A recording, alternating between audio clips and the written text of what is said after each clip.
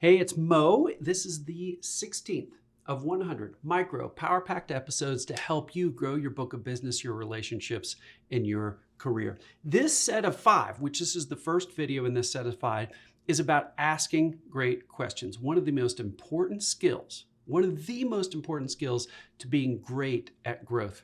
And in this video, I'm going to drop down and I'm going to share with you some of the science about asking great questions, of what some of the wins or benefits they can be for you.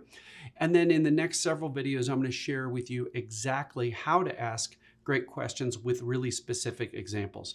Asking great questions gives you a triple win. Win number 1, it creates an enjoyable experience for the other side. Dr. Diana Tamir, amazing researchers, has found that when people share their own personal perspectives, things only they know, simply put, or what researchers call self-disclosing information.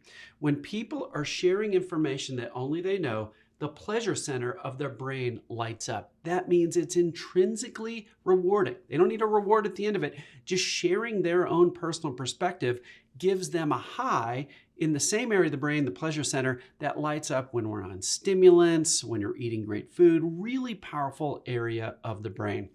So when you ask great questions, the other side, if you do it the right way, which I'll teach you how to do in a couple episodes after this, when you do it in the right way, you are literally giving the other person a sense of a high, a pleasurable experience.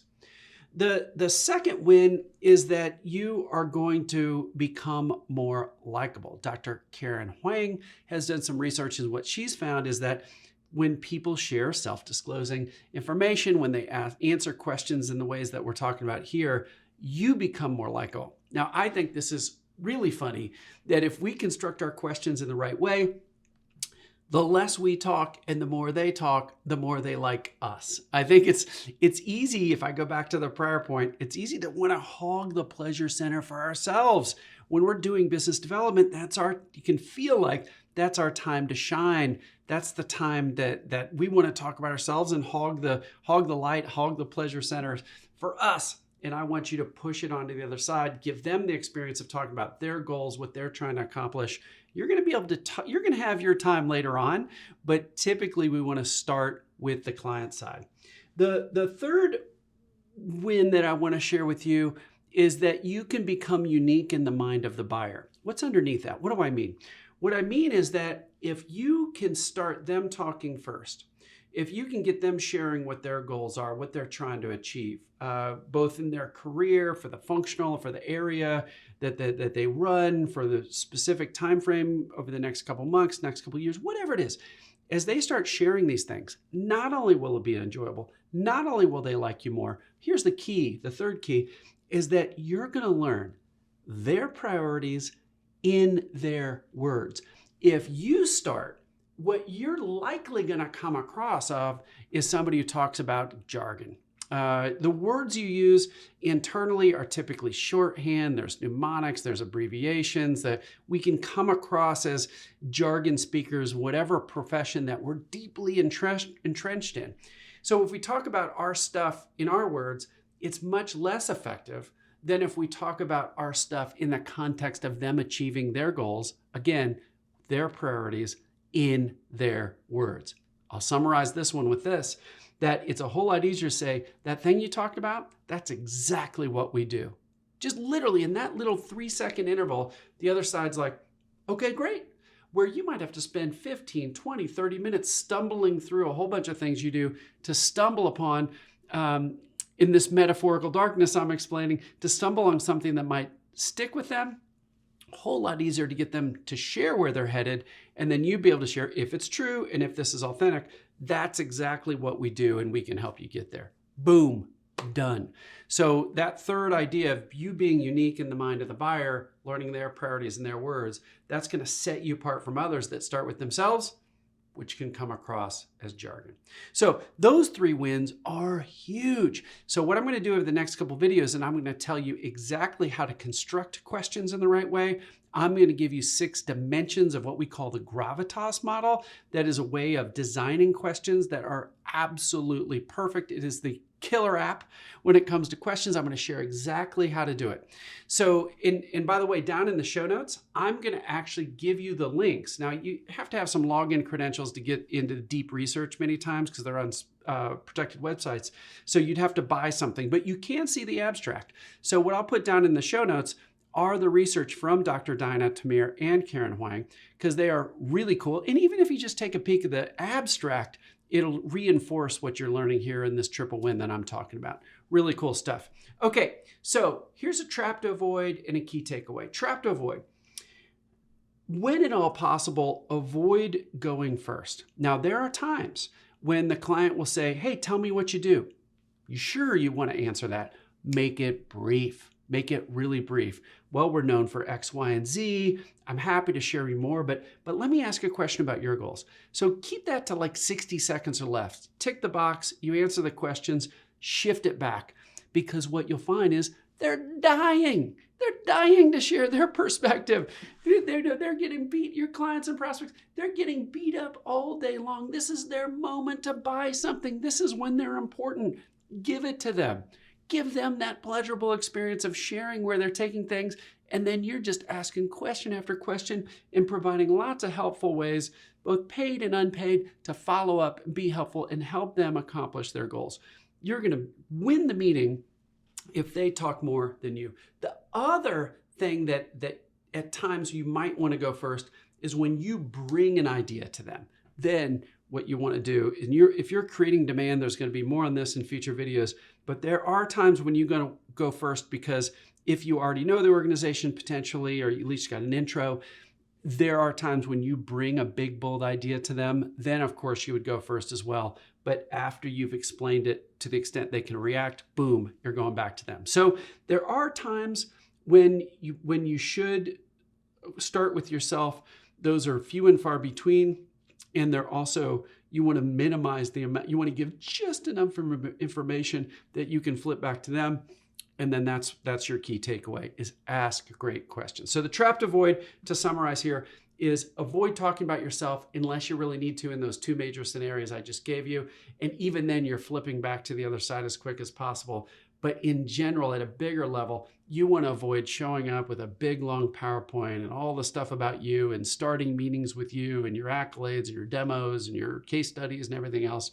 Get to them as fast as possible, and then as fast as you can, offer ways to be helpful. Try to find paid and especially unpaid ways to be helpful. That's what's going to build trust, and that's going to create follow-ups for you to deepen the relationship, which is the key.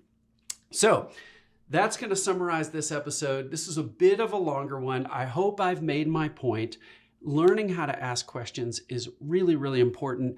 And in our next episode, I'm going to give you 2 different ways to ask questions. I'll do that actually 2 per episode over the next 3 episodes. And I'm going to give you really practical and specific ways of asking questions that give you the triple win that I've just talked about. All right, let's close with this. You know what the closing is. As with all these videos, all these lessons, I hope that this one helps you help your clients succeed.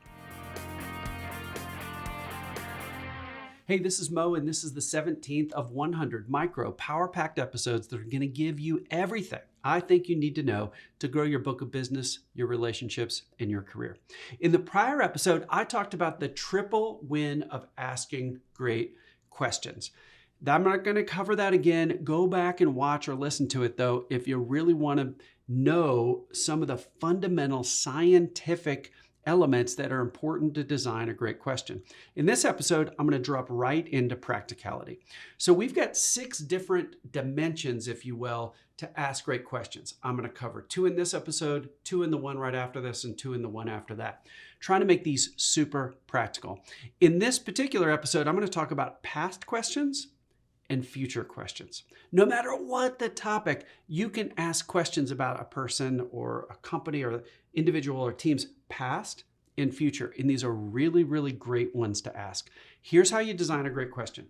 You want to make sure most times that you're getting the other side, to share something from their personal perspective. Another way to look at it is something only they know.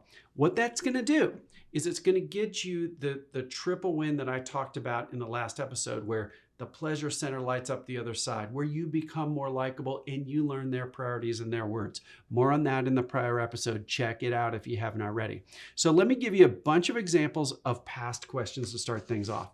That's why I've got my readers on right now if you're watching this, so I can actually read to you. But we put a lot of thought into these. So let's think about some past questions that are opportunity oriented. You're talking about some specific work you might do. Here you go. What historical data do you think we should use to benchmark the future improvements we're talking about? Another one. Historically, what do you think has prevented you from reaching your objectives in this area? Another one. What's your number one learning from leading the team on initiatives like this in the past? Now let's talk about more deeply relationship questions, the kind of things you might ask at dinner on a one-on-one check-in call, a little more intimate environment. Here you're trying to focus on deepening the relationship, whereas the prior questions were focusing on advancing an opportunity, something to win commercially. Here we're talking about relationship. Again, past questions. A couple examples. What's the most important experience you've gotten that's gotten you to this role? Love that one. Why do you think prior leadership emphasized that area? Notice the why do you think? We're eliciting their personal perspective. What do you think? What would you say to have historically been the most important characteristics of an external partner like us? Love that one. Here's one more. What have been your most enjoyable work experience you've had with partners like us? Love that one. So the first set was based on opportunities. The second set was based on relationships. You can intermix these, but they both have different goals. Opportunity questions are to advance an opportunity to be hired. Relationship questions are advance a relationship unrelated of being hired, trying to be helpful in ways that are just helpful to the other side, to deepen that relationship, to show you actually care. Okay, now let's move on to future questions. I love future questions. They get people really thinking in ways about how they want to create value, advance things in the future. So let's start with opportunity. Here's some examples. Hey, what do you think this would look like if it was working well? Brilliant.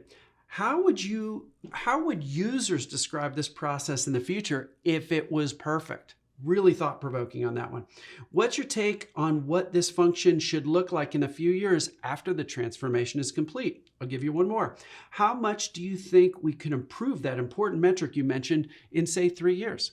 Again, all these are getting their personal perspective. Pleasure center is going to light up. Likability increases. You learn their priorities and their words.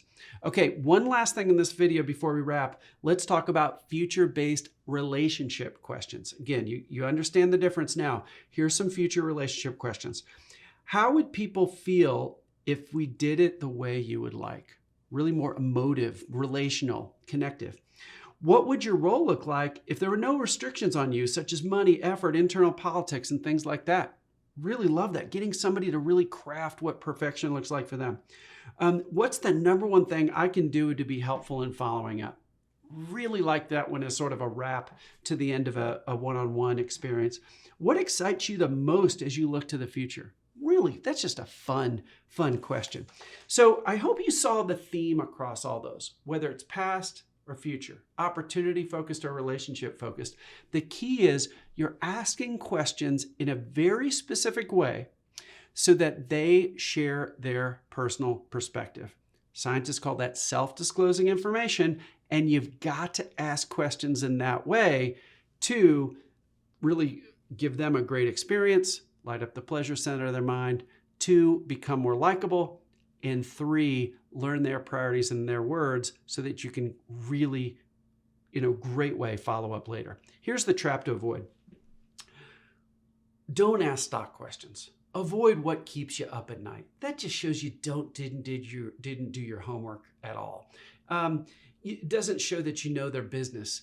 Add some kind of prefix to, here's your key takeaway, add some kind of prefix to the examples I just read you. Those are great out of the gate. Make them even better. Make them your own. Say, based on my research and I found this prefix, then ask the question that I gave you on a silver platter.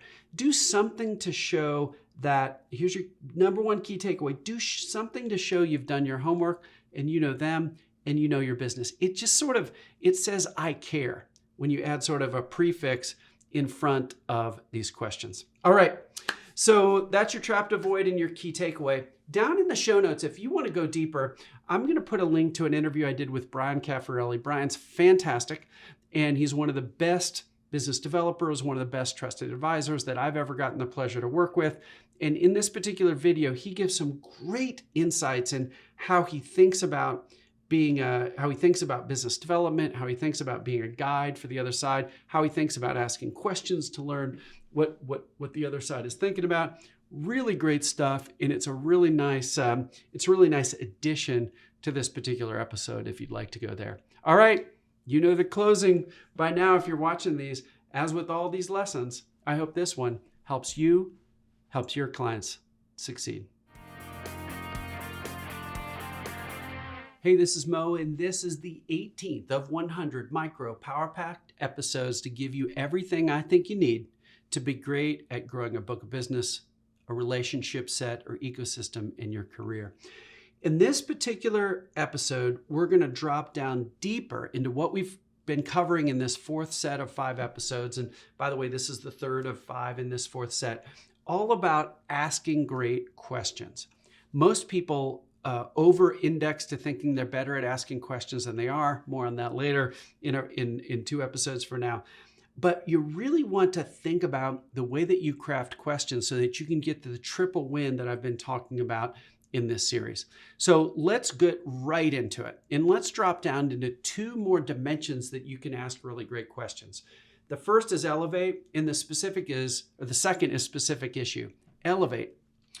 Sometimes people will confuse future, which was in the last video, with elevate. They're very different. Future questions are sort of at ground level, asking people to articulate what they think a future should look like. Elevate is today at a high level. That's the difference. So let me give you some sample elevate questions that are going to build off what we talked about before to give you the triple win you want of getting the pleasure center or providing an enjoyable experience on the other side, lighting up their pleasure center, in other words, becoming more likable and creating uniqueness for you in the mind of the buyer because you're learning their priorities in their words. So here's some example opportunity-oriented questions for Elevate. Really good ones. Hey, how do you think your CEO sees this fitting in with your overall strategy? Love that one. What are the most important personal performance metrics for you this year, and how does this issue impact them? Ooh, really like that. How are people feeling about things today at a macro level? How does this issue we're talking about impact their engagement and discretionary effort? Fourth one, what is your thumb to the wind guess as to how much this is costing the organization per year? Really cool questions from an opportunity at a high level. Next up, let's look at relationships. Again, this is disconnecting from winning business. This is only about being helpful to the other person. I really love relationship-oriented questions. Again, this is at Elevate. This is at today at a high level. What's your favorite thing about your job right now? What themes are causing you the most concern right now? What would you say is the number one thing your boss is looking to get from you in the near term? If you had to choose some metrics to improve this year that would elevate your profile and get you a big bonus, what would you pick? I think that's a fun one. So those are all relationship. Now let's go to the other dimension, which we call specific issue or root problem. For this, it's almost the opposite of elevate. If elevate is today at a high level, this is today at a really detailed level. So opportunity, then relationship questions. Here's opportunity. Here's some examples. Hey, if you had to pick one process step that is most important to get right, what would it be? Like that one? What's not working now from a process perspective? Where are your people getting bogged down when it comes to the work that we'll potentially do together? The last example here, if you could choose one quick win we could focus on accomplish quickly, what would it be? Okay, now let's do specific issue or root problem at a relationship level. I'll give you a couple examples. Hey, what one person should we give a little extra attention to in the meeting next week? Really like that. What can we help with before the meeting with your boss tomorrow that would make you feel more confident? What's the number one thing we could improve as it relates to our teams working together? If you could wave a magic wand and improve one relationship in your organization, who would it be and how can I help? Really good examples. So notice how elevates at a high level, root problem or specific issue is digging down deep. So if I'll do this, I'm going to post in the show notes, I'm going to post an interview. If you want to go deeper, I've got an interview with Mike Duffy. Mike was a sort of led a lot of business development efforts at the very high performing law firm King and Spalding. Love KS. And he's now at a private equity company called Crown Capital. Really does good stuff. And in this interview, Mike and I talk about the importance of questions. He gives some of his favorite questions. So if you want to explore this topic further, check down in the show notes, click on that interview with Mike. It's short, it's got a lot to it. And Mike's one of the best question designers and askers I've ever seen. Like, I've seen him in action. He's really good, and there's a lot to learn from him. So go down in the show notes if you want to dig deeper. All right, let's finish with a trap to avoid and a key takeaway. Similar to the last episode, the trap to avoid is not really thinking through your questions. I gave some pro tips back in the last episode. I want to give a different one now. As you think about elevate and specific issue kind of questions, these are ones where you definitely got to do your homework. It's maybe a little less important than the past and future questions I shared in the last episode. So the key here is just designing the perfect one and choosing the perfect questions. If you've got an hour meeting, these are the kind of questions where you ask that and the person's really deeply thinking. You're helping them a lot as they're able to articulate and think through some things that maybe they know, but usually they won't know. So they're actually learning as they're answering your questions and loving you for every second of it. So the key here is picking the right ones. So as you get ready, I gave 16 examples of questions you can ask that are elevate or specific issue, root problem. So really think through others that I didn't give examples for and add those to the ones that I shared in this episode, and then be really critical of yourself. You're probably only going to get a shot to ask 4 or 5 really good questions, maybe like per hour. So if you've got a half-hour meeting, you've got to get it down to like the perfect, say 3, and you've got to have them in the right order because you might only get to ask 2. So the trap I want you to avoid is not thinking deeply about the questions. And then the key takeaway is think deeply about the questions. All right, so that's wrapping up this episode. You know the ending. As with all of these lessons and episodes, I hope these help you help your clients succeed. Hey, it's Mo, and welcome to our 19th of 100 micro power-packed episodes giving you what you need to grow your book of business, your relationships, and your career. Now, this is our 4th episode in the 4th set where we're covering asking great questions. One of the skills that I think are one of the most important when it comes to business development and accomplishing the goals and helping the clients having the impact that you want. Now, the prior couple episodes have set us up for the triple win you can get if you ask great questions. We've given 4 of 6 dimensions in the prior 2 episodes with really practical questions that you can ask your clients. Really powerful stuff. In this specific issue, what I'm going to cover is lateral thinking. So how do you ask questions about connectivity or what's missing? Now, all of these that I'm going to give examples are going to give you that triple win that we've been talking about. How do you provide an enjoyable experience to the other side, lighting up their pleasure center of their mind? How do you become more likable? And how do you learn their priorities and their words so that you can help them more deeply? So let me give you some examples.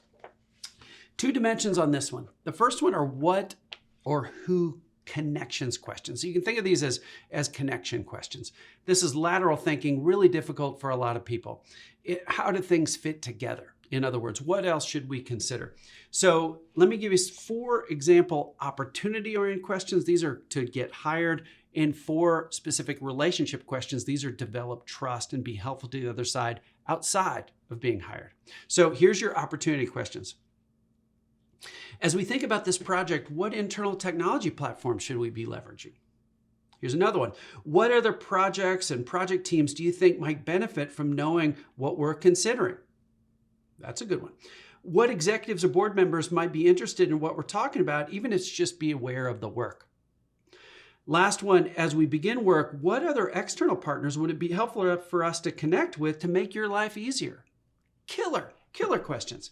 Those are all opportunity, actually talking about winning work. Now let's talk about relationship questions that are very connective. Lateral thinking. Here's 4.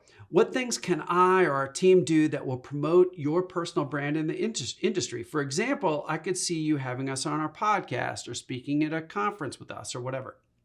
Next one, what connections can I make for you inside the company? We do a lot with the blank, blank, and blank groups or functional areas or whatever.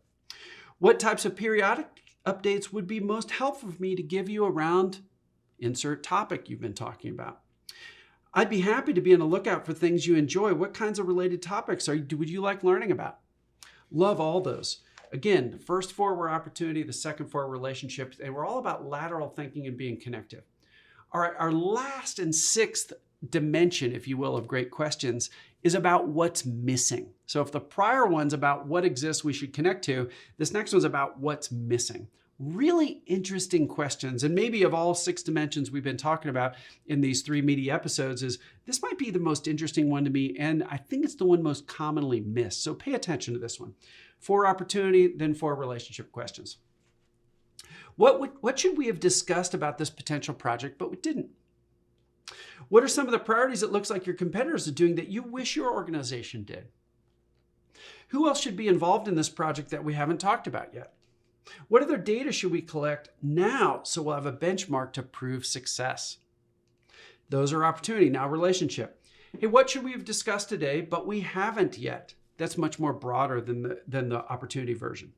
What kinds of people are you looking to meet in general? What other external partners would you like to meet right now? Do you have any holes in your expertise or in your community? What can I do to be helpful that we haven't discussed yet? A little nuanced version of one of the prior questions. So these what or who is missing, if you will, questions are really powerful. They are incredibly thought-provoking. And like I said, of the 6 dimensions, I think these are some of the most often overlooked and really good stuff. And as you can see, some of them are good to put in the middle of the conversations. Some are good wrap questions at the end. As you're preparing for your meeting, pay particular attention to those types of questions. So let me summarize, or actually, let me talk about what I'll put down in the show notes. One of the people that I think is the very, very best at discovery, at asking questions, at finding ways to be helpful in paid and unpaid ways, is a friend and client named Debbie Mormon. Debbie is really, really good. And she works at WTW, formerly known at Willis Towers Watson, leads growth for them as of this recording in their healthcare practice and consulting and brokerage for North America. Really senior role. And I've seen Debbie in action, and let me tell you, she is incredibly good at co-creation, as engagement, at bringing people along, at building community. Like, she is a leader among leaders.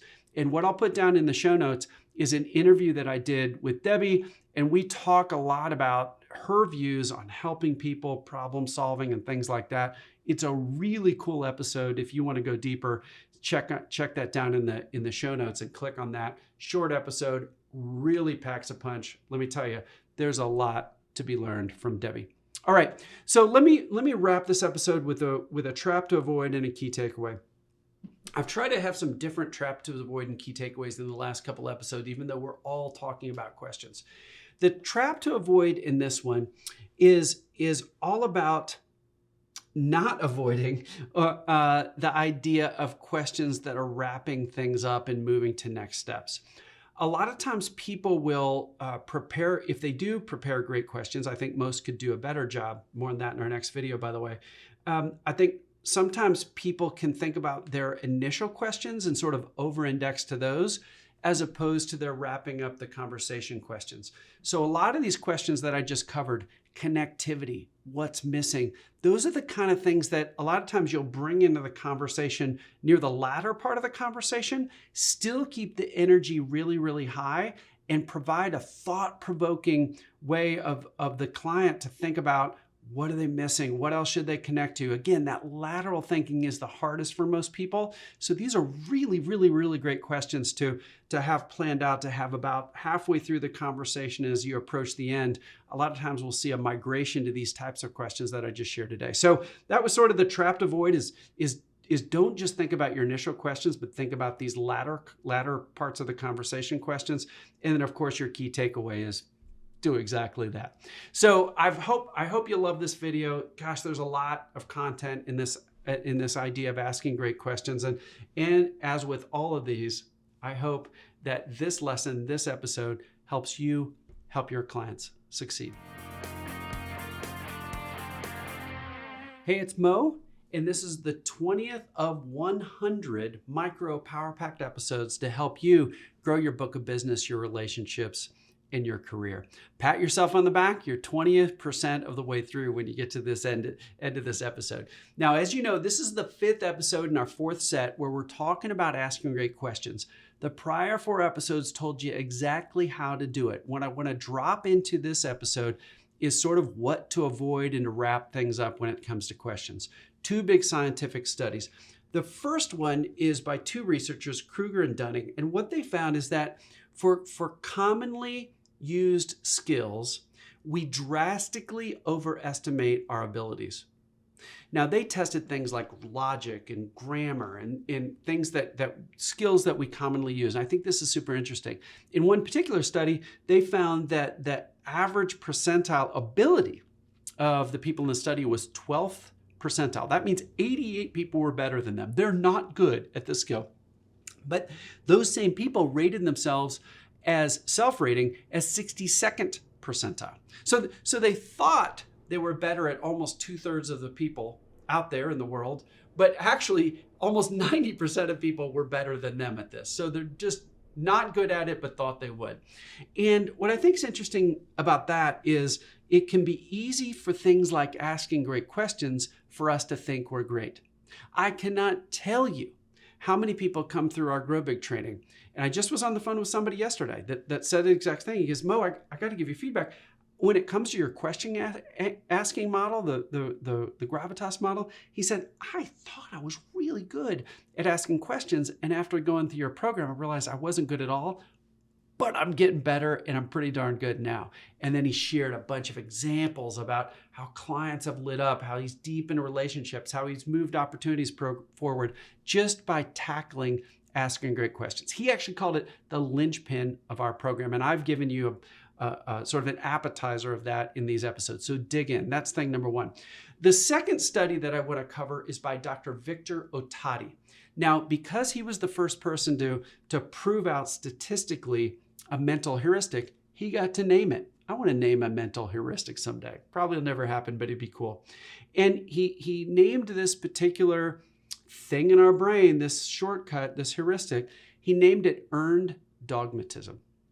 What earned dogmatism means, and I'm really generalizing here, but what Dr. Ottati found is that in general, the more we view ourselves as an expert in an area, or more in factual terms, the more our expertise increases, interestingly, the more closed-minded we become. It's almost as if the things that got us there by being curious, learning, and things like that, that starts to wane over time unless we fight it.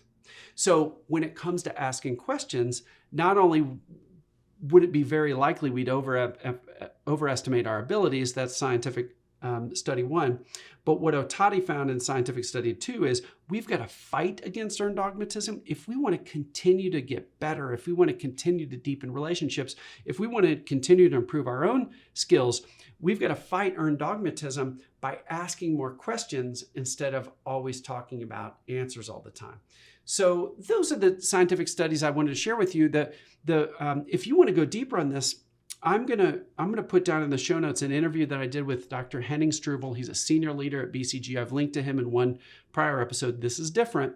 And in this particular episode, he talks about, as ridiculously successful he's been, by the way, one of the top senior leaders worldwide at BCG, who I think is the best management consulting firm in the world. He shares how he tries and strives all the time to be quite humble and how he follows up with people. And I think that's a really cool, out of hundreds of episodes and interviews that I've done with people, I thought this was the perfect one to drop into this episode if you want to learn more, because it's a really neat way to think about asking great questions, then specifically being humble, fighting against earned dogmatism, and how do you follow up with the client after you get answers to the kind of questions that we've been talking about. So, trap to avoid and key takeaway. Trap to avoid. Fight earned dogmatism. or don't fall into the trap of earned dogmatism. Don't fall into the trap of thinking you're great at asking questions. I try to, here's your key takeaway. I try to wake up every morning. I'm not still striving to get better at this and everything, but I try to walk in every day saying, I don't know anything when it comes to my craft, when it comes to business development. Now that sounds weird for somebody who's trained 20 or 25,000 people over 500 organizations. But if I can walk into every conversation thinking, I know nothing, that I've got something to learn from here, there's going to be some nuance I'm going to pick up. It's what Zen Buddhism calls Shoshin, beginner's mind. If we can walk, here's your key takeaway. If we can walk into every conversation, every day, every meeting with beginner's mind, then we've got a chance at growing our skills, fighting against earned dogmatism, and getting better. And here is the final point. Asking great questions is what's going to let you do exactly that. All right. So you know the closing. As with all of these lessons, all these episodes, I hope this one helps you help your clients succeed.